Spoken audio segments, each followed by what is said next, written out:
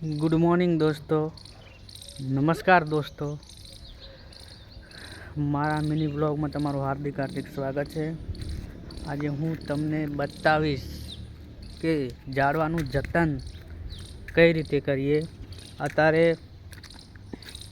ભારતમાં 40 થી 42 ડિગ્રી ગરમી પડે છે, એટલા માટે કહું છું કે તમારા ઘરે 2-3 વૃક્ષો વાવો અને તેનું જતન કરો। આ જેવી રીતે મેં વાવ્યા છે જોઈ શકો, નાના કે મોટા ગમે તેવા વૃક્ષો વાવો અને તેનું જતન કરો। આ છે જાયફળી વાવેલી છે, લીંબુ વાવેલા છે। આજે હું પણ તેને પાણી પાઈ રહ્યો છું। રોજ સવારે ઉઠીને પાણી પાઉં છું, રોજ સવારે આવીને પાણી પાઉં છું। આંગણવાડીમાં મેં વાવ્યા છે વૃક્ષો, તમે જોઈ શકો છો। આંગણવાડી છે, ગુણાતીતપુર ગામની આંગણવાડી છે, તેમાં આપણે વૃક્ષારોપણ કરેલું છે।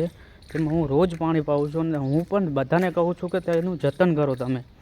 આ જોઈ શકો છો દોસ્તો, આ ગુણાતીતપુર આંગણવાડી છે, તમે જોઈ શકો છો। અને આ ગુણાતીતપુર ગામ છે, તમને દેખાઈ રહ્યું હશે કેવું સુંદર ગામ છે। ગામમાં પણ ઘણા બધા વૃક્ષો છે, તમે જોઈ શકો છો। બધા જ તેનું જતન કરે છે। આપણે એક સંકલ્પ લઈએ કે આપણા ઘરે 2 થી 3 વૃક્ષો વાવી અને તેનું 5 વર્ષ જતન કરીએ, એટલે આપણે શુદ્ધ વાતાવરણ મળી રહે અને આપણે હવા શુદ્ધ મળી રહે। અને ગરમીનું પ્રમાણ જેમ બને એમ વધતું રહ્યું છે, એટલા માટે કહ્યું છે।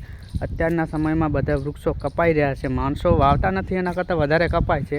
એટલા માટે હું કહું છું કે તમે વૃક્ષોનું જતન કરો અને શુદ્ધ વાતાવરણ મેળવો। જય હિન્દ, જય ભારત।